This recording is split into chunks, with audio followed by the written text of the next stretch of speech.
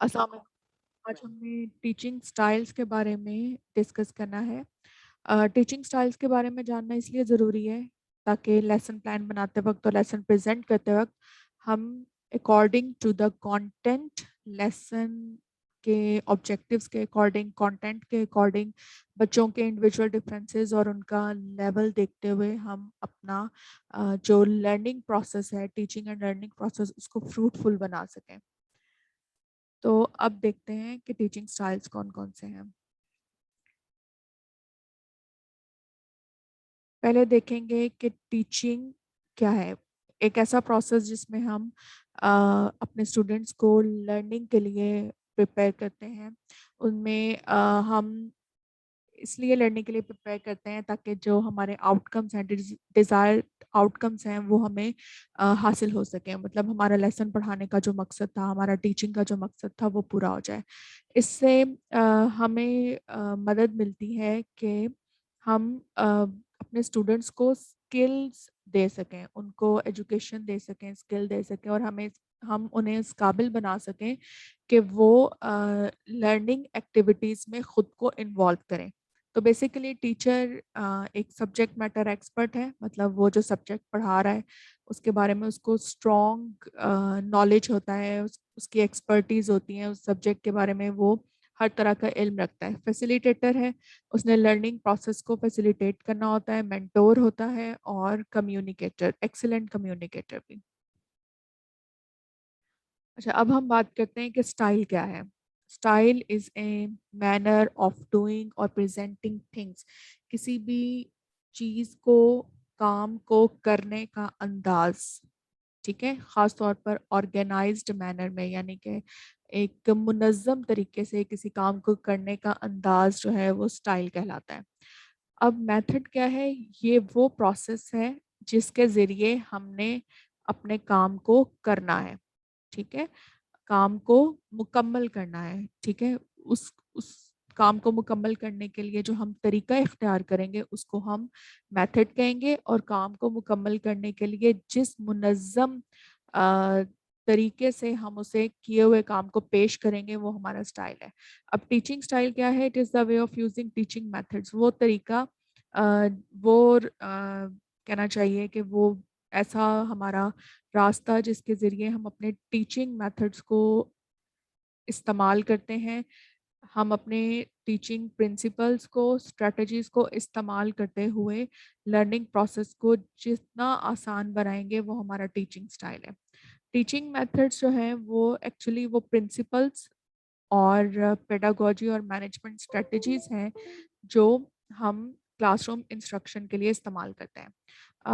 शायद आपके साथ मैंने पहले भी डिस्कस किया था कि पेडागोजी असल में बच्चों की डेवलपमेंट, फिजिकल और इंटेलेक्चुअल, मतलब बच्चे की ज़हनी और फिजिकल डेवलपमेंट के स्टेजेस के लिहाज से पढ़ाने के तरीके को पेडागोजी कहते हैं।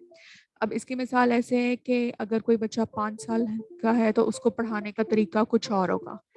लेकिन जो बच्चा 15 साल का है उसको पढ़ाने का तरीका मुख्तलिफ है। जिस तरीके से हम 15 साल के बच्चे को अपनी बात समझा सकते हैं, उस तरीके से हम 5 साल के बच्चे को नहीं समझा सकते। तो पेडागोजी असल में वो हमारी इल्म है जो बच्चे की डेवलपमेंट स्टेजेस के लिहाज से, डेवलपमेंट स्टेजेस के मुताबिक पढ़ाने का तरीका पेडागोजी कहलाता है आसान अल्फाज में।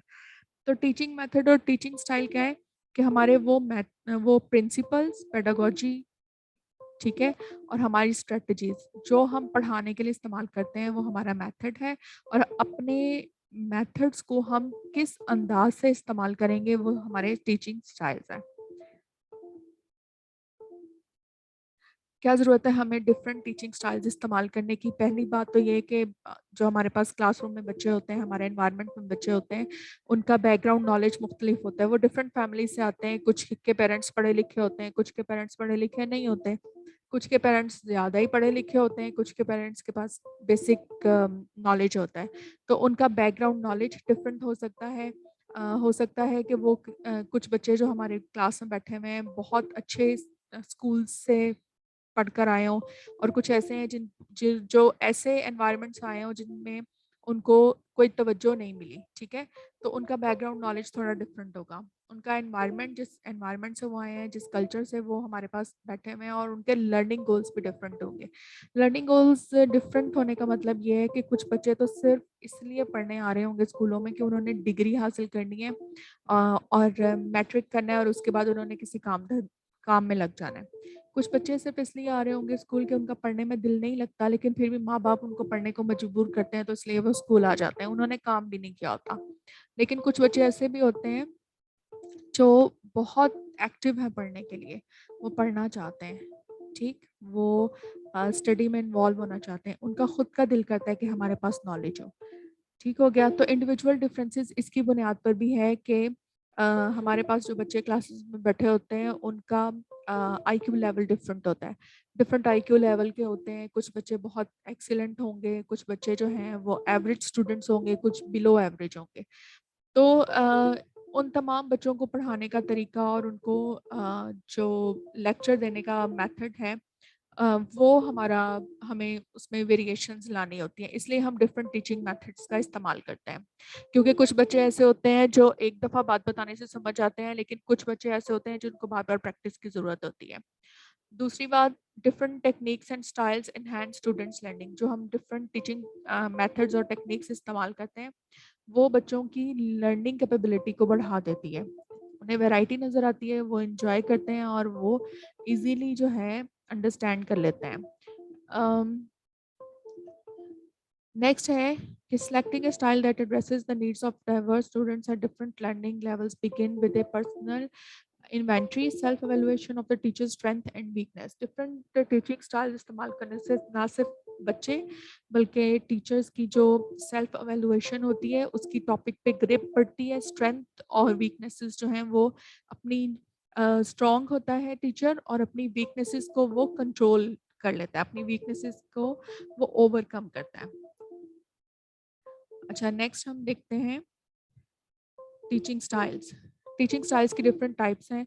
कॉमनली ये 4 इस्तेमाल होती हैं, लेकिन मेजर हम 2 ही लेते हैं, टीचर सेंटर्ड और student centred. Teacher centred teaching style जो है, उसमें सबसे पहला है लेक्चर स्टाइल और दूसरा है डेमोन्स्ट्रेटर्स, ठीक है? लेक्चर स्टाइल में अथॉरिटी होती है टीचर की, और डेमोन्स्ट्रेटर जो है वो एक्चुअली कोच स्टाइल है। दूसरा हमारे पास है स्टूडेंट सेंटर्ड स्टाइल, उसमें टीचर के 2 रोल हैं, फैसिलिटेटर स्टाइल और डेलीगेटर स्टाइल। तीसरा पीयर पार्टनर स्टाइल है, और चौथा है हमारे पास कोलैबोरेटिव स्टाइल यानी कि हाइब्रिड स्टाइल। ये इन दोनों स्टाइल्स का मजमुआ है। टीचर सेंटर्ड स्टाइल को देखते हैं। टीचर सेंटर्ड स्टाइल को हम अथॉरिटी कहते हैं, authority style, authoritative style. Actually इसमें जो इस्तेमाल होता है मेथड, वो है लेक्चर मेथड, ठीक है? इसमें ओरल प्रेजेंटेशन होती है, क्योंकि टीचर ने सिर्फ लेक्चर देना होता है, ओरली, दैट्स इट। इसको हम ये कहते हैं कि इसमें टीचर एक्टिव होते हैं, लेकिन स्टूडेंट्स जो हैं वो पैसिव होते हैं। यानी कि आप समझ सकते हैं कि स्टूडेंट्स एम्प्टी वेसल्स की तरह होते हैं, जिन्होंने सिर्फ नॉलेज लेना होता है, वो भी लेक्चर के थ्रू।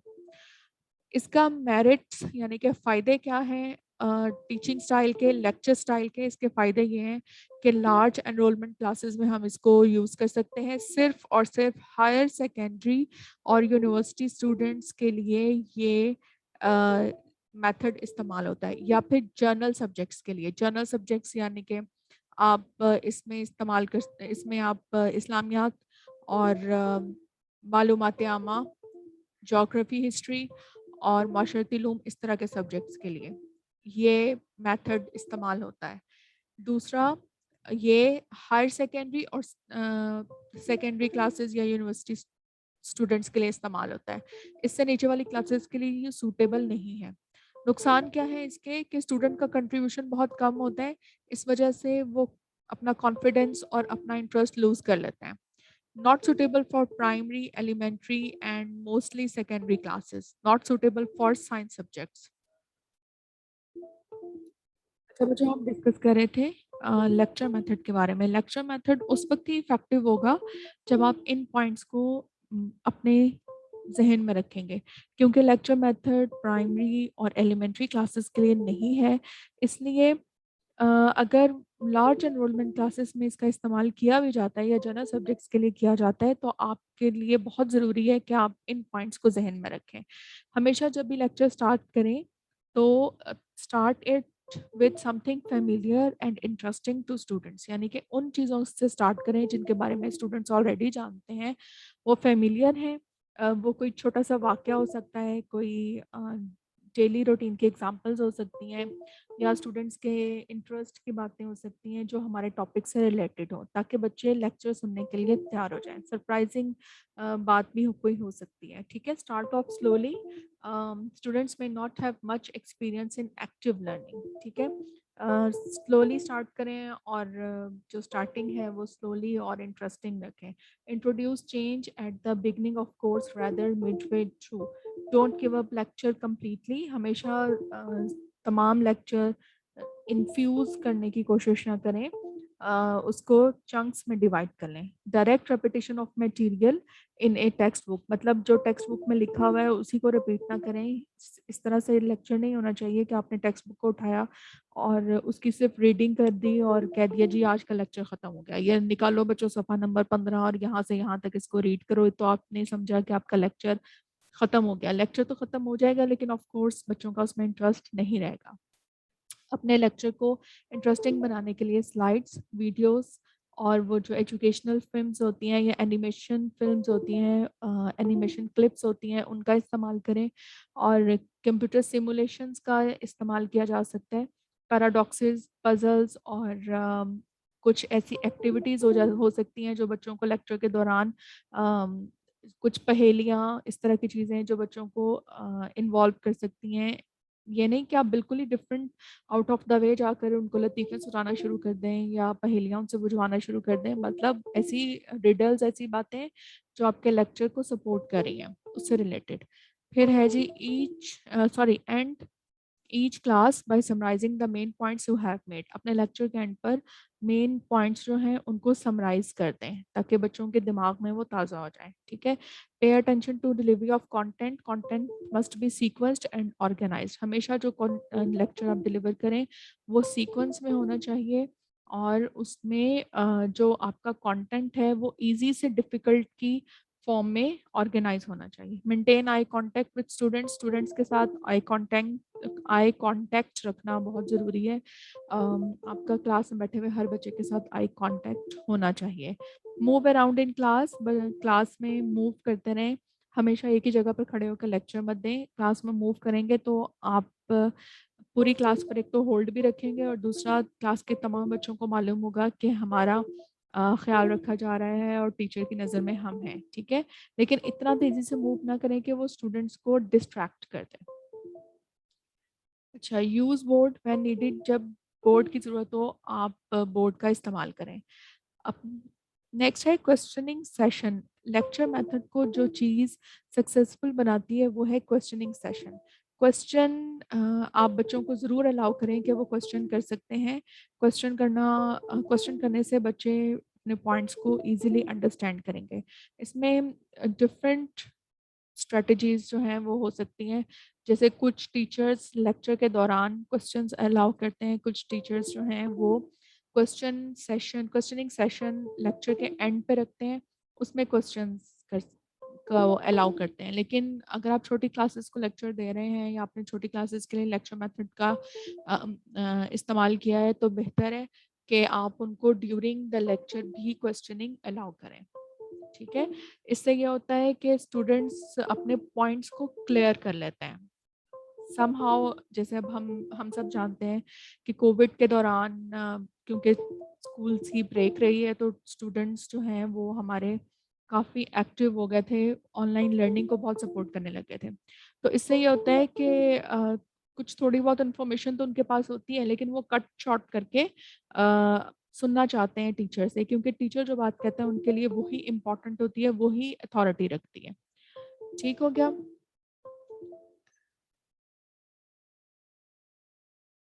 अच्छा जी, डिमॉन्स्ट्रेशन मेथड और कोच स्टाइल।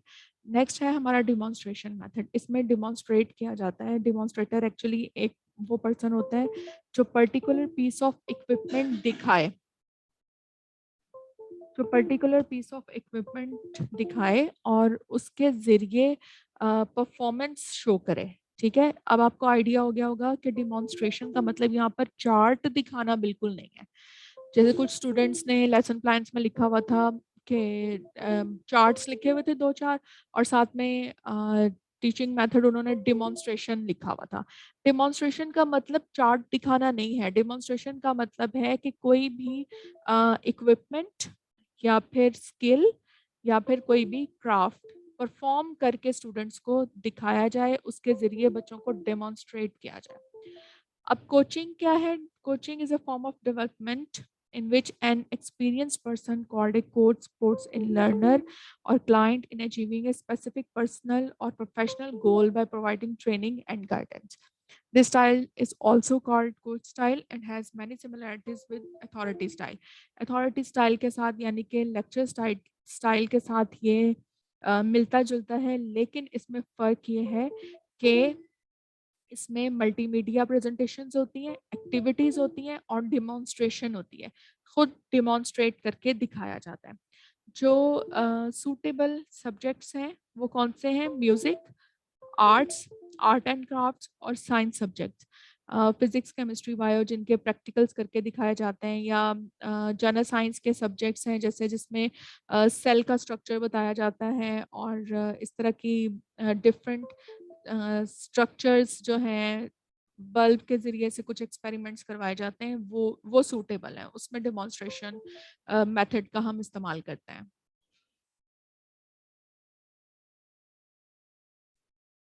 अब हम देखेंगे कि डेमोंस्ट्रेटर स्टाइल के या डेमोंस्ट्रेशन मेथड के मेरिट्स क्या हैं। इसमें टीचर्स जो है उसके पास काफ़ी वैरायटी होती है, वैरायटी इस फॉर्म में कि वो किसी भी टॉपिक से रिलेटेड बहुत सारा मल्टीमीडिया का जो हमारे पास मटेरियल है उसको डाउनलोड करके इस्तेमाल कर सकता है, उसके थ्रू लेक्चर्स दे सकता है। ठीक है? या फिर कोई भी जैसे साइंस की बुक में होता है अम्ल हज़ाम यानी कि खुराक हज़म करने का तरीका, डाइजेस्टिव सिस्टम जिसको हम कहते हैं, तो उसको भी एनिमेशंस के थ्रू दिखाया जा सकता है, डेमोंस्ट्रेशन उसकी दिखाई जा सकती है।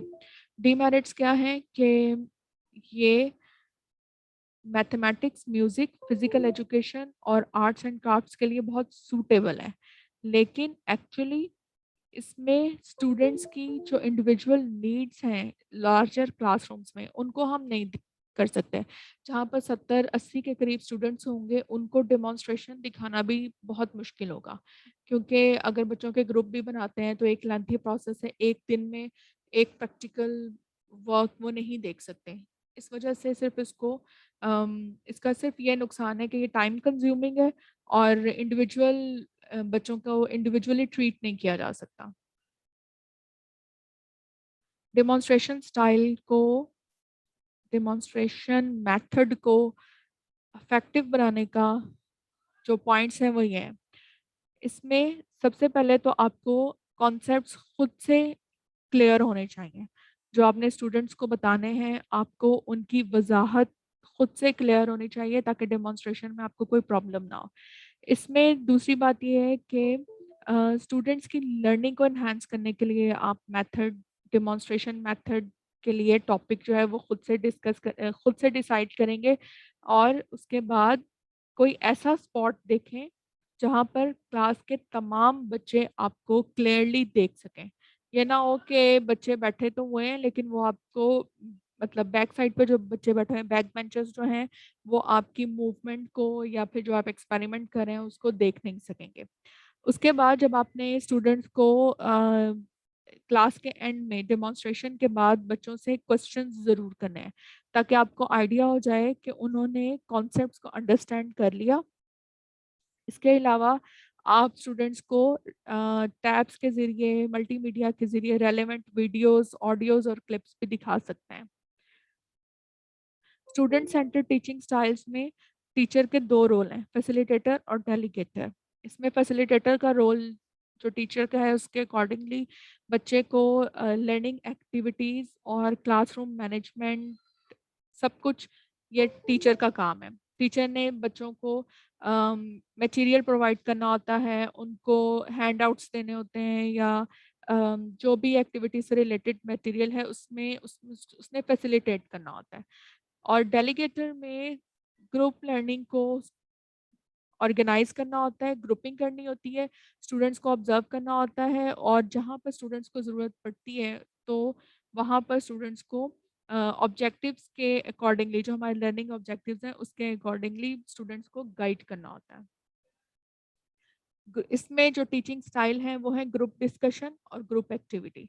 ग्रुप डिस्कशन और ग्रुप एक्टिविटी टीचिंग मेथड्स जो हैं वो कोलैबोरेटिव लर्निंग का स्टूडेंट सेंटर्ड स्टाइल का हिस्सा है। ग्रुप डिस्कशन और एक्टिविटी बेस्ड टीचिंग मेथड्स, इसमें टीचर ग्रुपिंग कर देता है बच्चों की। इस तरह से ग्रुपिंग होती है कि हर ग्रुप में एक ही लेवल के बच्चे ना हो, डिफरेंट इंडिविजुअल डिफरेंसेस के बच्चे हों, लाइक भी हों और एवरेज भी हों, बिलो एवरेज भी हों, वरना एक ग्रुप बहुत जल्दी काम कर लेगा और दूसरे को फिर गाइड करना डिफ़िकल्ट होगा। हर हर एक लेवल के बच्चे जो हैं वो एक ग्रुप में होने चाहिए। इसमें बच्चों को एक टॉपिक दिया जाता है और उसके अकॉर्डिंगली उनसे डिस्कशन या काम करवाया जाता है, ठीक है?